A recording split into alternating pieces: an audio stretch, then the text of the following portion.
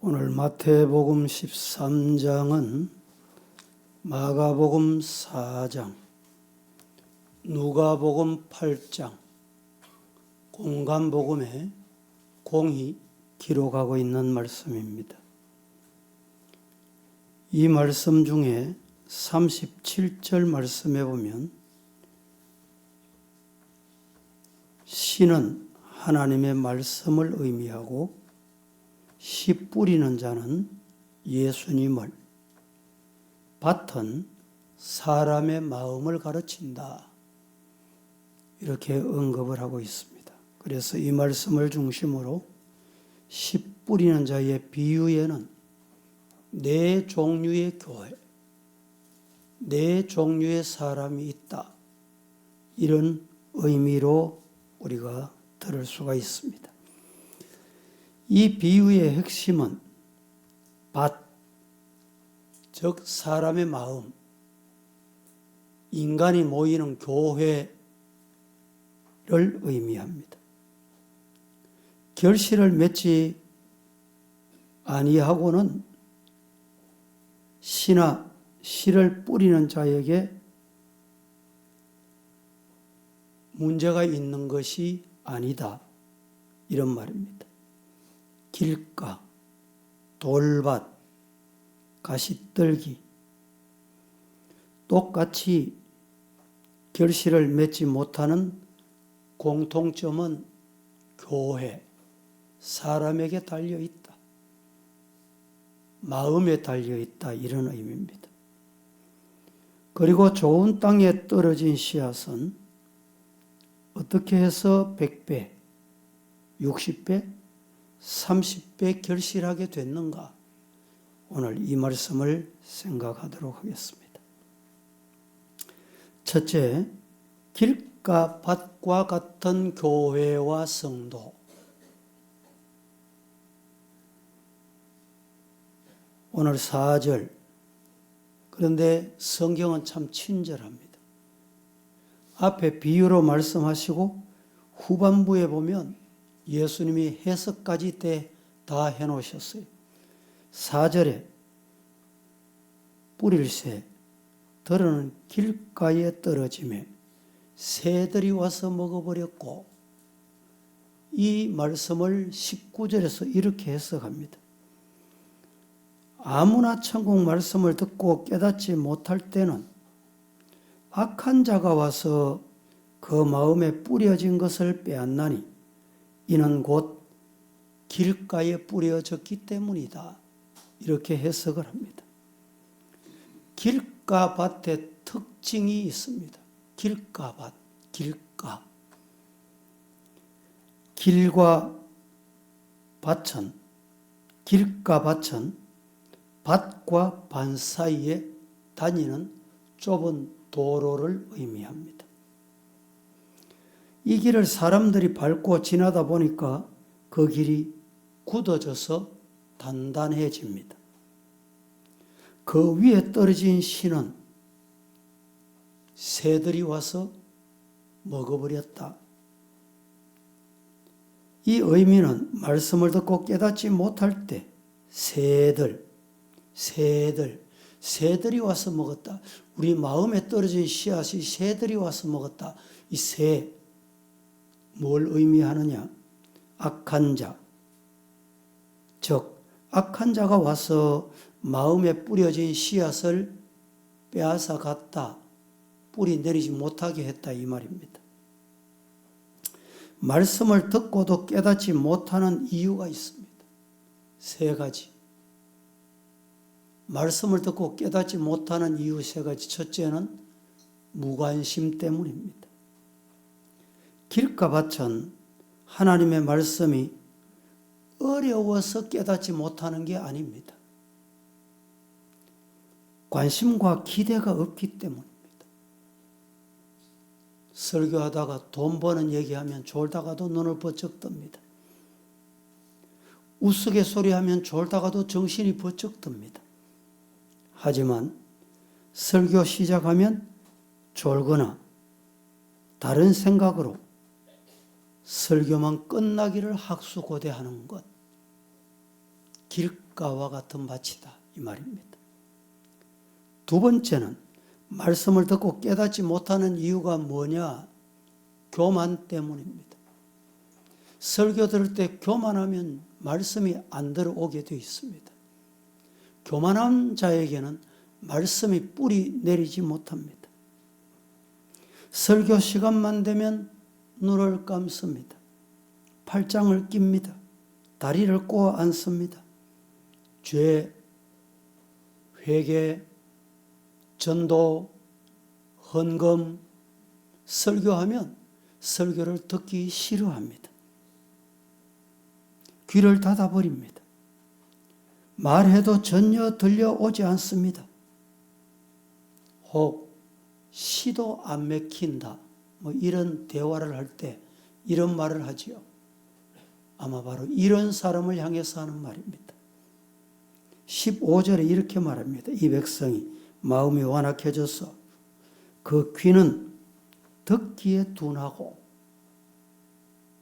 눈은 감았으니 이는 눈으로 보고 귀로 듣고 마음으로 깨달아 돌이켜 내게 고침을 받을까? 아이고 내가 은혜 받을까 겁나는 사람. 내가 은혜 받으면 안 되지. 이런 사람이다. 이런 말입니다. 교회 왜 옵니까?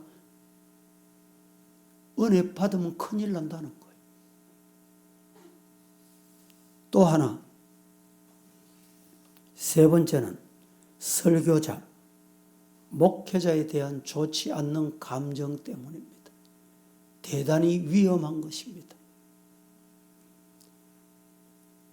목회자와 좋지 않는 감정으로 설교를 듣기 위한 귀를 닫아버리면 자신에게 손해입니다. 단순한 감정 문제가 아니라 내 영혼이 죽고 사는 문제가 달려있다 생각하면 시정되어야 합니다.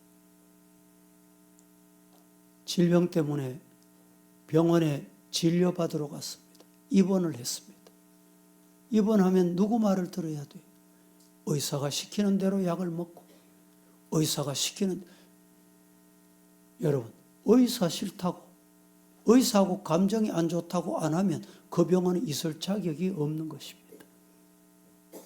그런데 여기서 중요한 것은 길가 밭의 최후가 어떠냐? 19절에 아무나 천국 말씀을 듣고 깨닫지 못할 때는 악한 자가 와서 그 마음에 뿌려진 것을 빼앗아간다. 왜? 길가기 때문이다. 마음이 길가, 길과 같은 밭에 뿌려졌기 때문이다. 이렇게 말합니다. 빼앗다, 빼앗아간다. 빼앗다는 말은 잡아간다, 데려간다, 전쟁에서 포악해 간다 이런 뜻입니다. 마태복음에는 새가 먹는다 이렇게 말했는데 이 말은 악한 자. 마가복음에는 사탄, 누가복음에는 마귀 이렇게 표현을 했습니다. 사탄이 마귀가 악한 자가 말씀을 마음에 뿌리 내지 못하도록 빼앗아 간다 이 말입니다. 여러분, 마귀가 왜 옵니까? 도덕이 왜 옵니까? 빼앗아 가기 위해서 옵니다. 도적이 오는 것은 도둑질하고 죽이고 멸망시키기 위해서 온다. 요한복음 10장 10절에 분명히 이렇게 일러줍니다. 이 말씀처럼 인간의 영혼을 사냥해서 어디로 끌고 가느냐? 지옥으로, 멸망으로 끌고 가기 위해서 오는 거예요. 욥기 22장 29절에 사람들이 나를 놔주거든 너는 교만했노라고 말하라. 하나님은 겸손한 자를 구원하시리라 말씀을 했습니다. 귀와 눈을 닫고 하나님의 말씀을 외면했던 교만, 이것을 회개해야 해야 됩니다. 아멘 하며 헐떡이듯 말씀을 받아라. 이 말입니다. 둘째로, 돌밭과 같은 교회, 성도가 있다. 돌밭과 같은 교회가 있다. 성도가 있다. 5절, 6절 말씀에 이렇게 말합니다. 들어는 흙이 얕은 돌밭에 떨어짐에 흙이 깊지 아니하므로 곧 싹이 나오나 해가 돋은 후에 타서 뿌리가 없으므로 말라버렸다. 이 말씀을 20절, 21절에서 이렇게 해석을 해놨습니다. 돌밭에 뿌려졌다는 것은 말씀을 듣고 즉시 기쁨으로 받았습니다. 아멘 하고 받았습니다. 21절에 그 속에 뿌리가 없어 잠시 견디다가 말씀으로 말미암아 환난이나 박해가 일어날 때 곧 떠난다. 넘어진다. 세상으로 간다. 마음이 흔들린다. 이 말입니다. 돌밭이란 흙이 얕아 뿌리를 깊게 내리지 못하는 밭, 이런 특징이 있습니다. 말씀을 들을 때는 기쁨으로 받지만 말씀을 듣고 그렇게 해야지 세상 나갑니다. 나가면 사탄이 가만히 안 둔다 이 말이죠. 어떻게 합니까? 핍박을 줍니다. 환난을 줍니다. 시험을 줍니다. 그러면 거기 넘어지는 것. 뿌리가 없기 때문에 마음에 깊이 내리지 못했기 때문이다 이 말입니다. 넘어진다는 뜻은 죄에 빠진다. 배교당한다. 교회를 떠난다. 말씀에서 멀어진다. 뭐 이런 의미입니다. 사람이 시험을 당하면 베드로전서 1장 6절에 너희가 이제 여러 가지 시험으로 말미암아 잠깐 근심하게 되지 않을 수 없다. 라는 말씀처럼 근심하게 되지 않을 수 없는 환경이 오면 근심하게 되는 거예요. 고린도전서 10장 13절에 사람이 감당할 시험 밖에는 너희가 당한 것이 없다. 오직 하나님은 미쁘사 너희가 감당하지 못할 시험 당함을 허락하지 아니하시고 시험 당할 점에 또한 피할 길을 내사 너희로 능히 감당할 힘을 주신다. 믿습니까? 사람이 살다 보면 숨이 막혀 죽을 것 같은 고난을 겪을 때가 없지 않습니다. 하지만 하나님은 미쁘신 분이다. 미쁘시다. 이 말은 신실하시다. 믿을만 하시다. 신뢰해도 괜찮다. 신뢰할 만하다. 이런 뜻입니다. 하나님은 신실하셔서 우리가 시험 당하도록 그냥 방치하시지 않으신다 이 말입니다.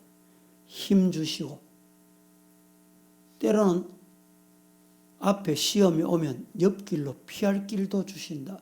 믿습니까? 그러므로 그리스도를 인생의 주인으로 모시고 사는 사람은 신앙으로 인해서 어려움이 따르고 불이익을 당한다 할지라도 어려움 당하고 불이익을 당하는 것 때문에 안 흔들립니다. 왜 흔들립니까? 하나님 신뢰하는 마음, 믿음이 없기 때문에 흔들립니다. 성도의 삶은 우리가 하나님의 나라에 들어가려면 많은 환난을 겪어야 한다. 사도행전 14장 22절에 이렇게 말합니다. 많은 환난이 있기 마련입니다. 성도는 세상에 속하지 않고 그리스도에 속했으므로 환난과 박해는 불가피하다.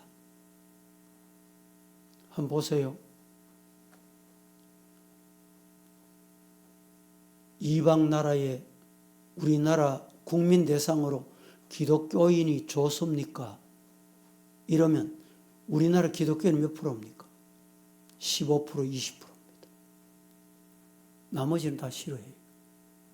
여러 가지 이유 때문에. 물론 성도의 잘못된 인격 때문에 싫어하는 경우도 있습니다. 이건 우리 성도들이 진짜 고쳐야 돼요. 말하는 버릇이 잘못됐기 때문에 악 영향을 끼쳐서 그런 경우 있습니다. 이건 고쳐야 돼요. 그러나 복음 자체, 진리 자체는 그들이 싫어하는 거예요. 그러니까 설문조사 해보세요. 좋아하는지. 기독교 좋아합니다. 그런 사람 있습니까? 없습니다. 디모데후서 4장 7절에 사도 바울이 나는 선한 싸움을 싸우고 믿음을 지켰다. 내 달려갈 길 끝까지 달려갔다. 끝까지 믿음의 길 잘 달려가기를 주님 이름으로 축복합니다. 세 번째, 가시떨기와 같은 교회도 있고 성도도 있다는 것입니다. 가시떨기와 같은 교회, 성도. 7절 말씀에 들어는 가시떨기 위에 떨어짐에 가시가 자라서 그 씨앗이 더 이상 자라지 못하도록 기운을 막아버려, 찔러버리고. 이 말씀 해석을 22절에서 이렇게 말합니다. 같이 시작. 가시떨기에 뿌려졌다는 것은 말씀을 들으나 세상의 염려와 재물의 유혹에 말씀이 막혀 결실하지 못하는 자요. 성경은 참 친절하고 감사하니 가시떨기 이게 무슨 의미냐? 22절에 와서 예수님이 설명해 놓으셨어요. 가시떨기에 뿌려졌다는 것은 말씀을 듣고 세상의 염려, 재물, 유혹에 말씀이 못 이기는 거예요. 세상 염려, 재물, 유혹의 환경 때문에 말씀이 결실하지 못한다. 계속되지 못한다 이 말입니다. 가시떨기라는 말은 가시나무를 가르칩니다. 세상의 염려, 재물, 유혹 이건 뭘 의미하느냐? 세상 염려는 세 가지입니다. 마귀가 사람의 생각 속에 넣어놓은 염려를 받아들이는 것 때문에 그렇다. 이 받아들이면 안 돼. 둘째는 하나님을 의지하지 않기 때문에 그렇습니다. 분명히 염려하지 말라. 하나님을 의지하지 않기 때문에 하나님 말씀이 염려하지 말라. 이게 더 힘이 있고 우리 마음을 통제해야 되는데 안 되는 거예요. 세 번째 왜 염려하느냐? 내게 가시가 왔다. 이 가시가 하나님이 주신 은혜다. 이걸 모르기 때문이에요.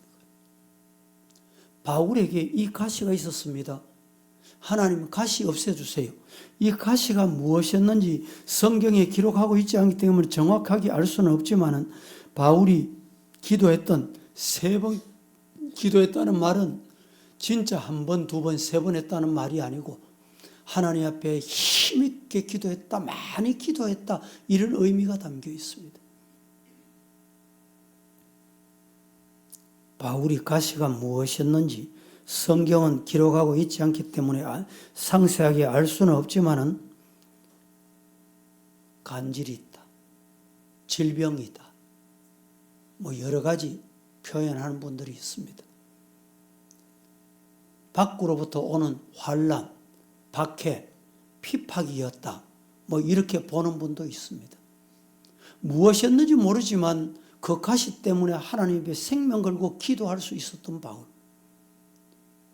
그래서 이 바울이 우리 기독교 역사에 빼놓을 수 없는 인물이 된 거예요. 목회자, 모델, 신학자, 모델, 주경학자, 모델, 선교사, 모델, 서신의 모델. 이게 바울을 통해서 나오게 된 거예요. 어떻게 나왔냐? 가시 때문에 사울 변하여 바울이 된 거예요. 말씀을 듣고도 결실이 못하는 두 번째 이유는 재물 유혹 때문입니다. 재물. 7절에 들어는 가시 떨기 위에 떨어짐에 가시가 자라서 가시가 먼저 자라서 기운을 막아버렸어요. 막았고, 그리고 가시 떨기에 떨어졌다라는 말씀을 들었지만은 세상의 염려와 재물의 유혹, 말씀이 막혀서 결실하지 못하게 됐다. 22절에 이렇게 해석을 해줍니다. 막혀는 숨이 막히다. 질식할 위기다. 이런 뜻입니다. 마음이 돈 걱정으로 질식한 상태. 질병 때문에 내가 질식할 상태. 이게 가시인 거예요. 가시.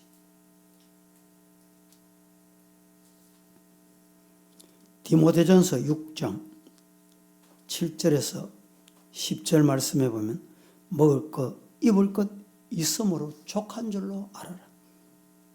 이렇게 말씀을 합니다. 돈을 사랑함이 일만 악의 뿌리가 된다. 말씀을 합니다. 예수님은 한 사람이 하나님과 재물과 하나님을 겸하여 결단코 섬길 수 없다. 말씀 일러주고 있습니다. 마태복음 6장 24절에 다 같이 시작. 한 사람이 두 주인을 섬기지 못할 것이니 혹 이를 미워하고 저를 사랑하거나 혹 이를 중히 여기고 저를 경히 여김이라. 너희가 하나님과 재물을 겸하여 섬기지 못하느니라. 자, 24절에 한 사람이 두 주인. 성경은 참 친절하다니까요. 두 주인이 누굽니까? 여러분 마음에 두 주인이 누구예요? 또 두 주인 기억하시고, 혹 이를 미워하고 저를 사랑한다. 미워하고 사랑하는 거, 이 두 가지잖아요. 두 가지. 또 이를 중히 여기고 저를 경히, 이를 한 것은 중히 여기고 한 사람은 경히 여기는 것. 이게 누구냐 이 말이죠. 성경은 너희가 두 주인, 미워하고 사랑하는 것, 중히 여기고 경히 여기는 것, 이것은 하나님과 재물과 하나님, 재물과 하나님을 두 주인으로, 재물도 좋아하고 하나님도 좋아하고 이게 없다, 있을 수 없다는 거예요.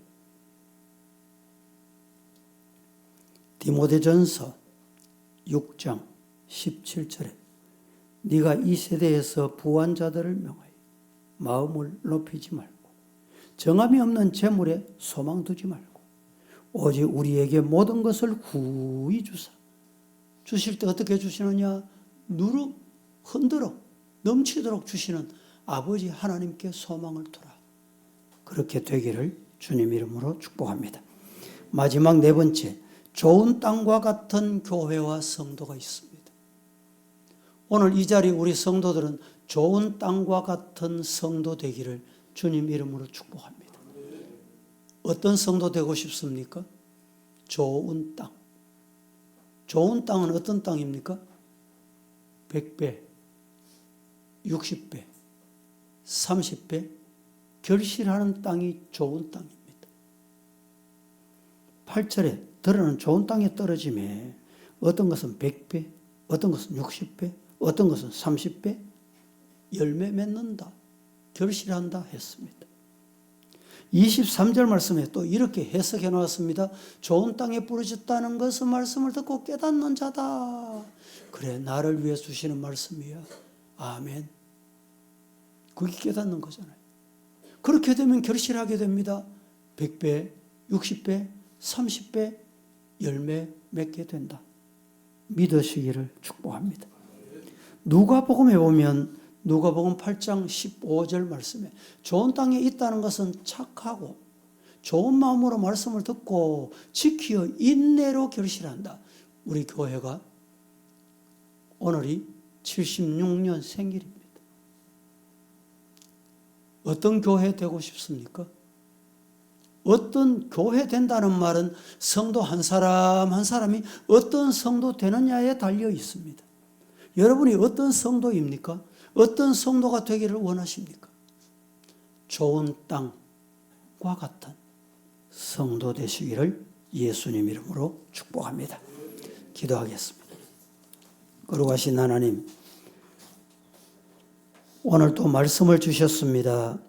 씨 뿌리는 자의 비유에서 네 종류의 성도, 네 종류의 교회를 말씀하시고 우리도 좋은 땅에 떨어진 좋은 땅과 같은 성도가 되고 교회가 되기를 말씀 주셨으니 그런 은혜를 주옵소서.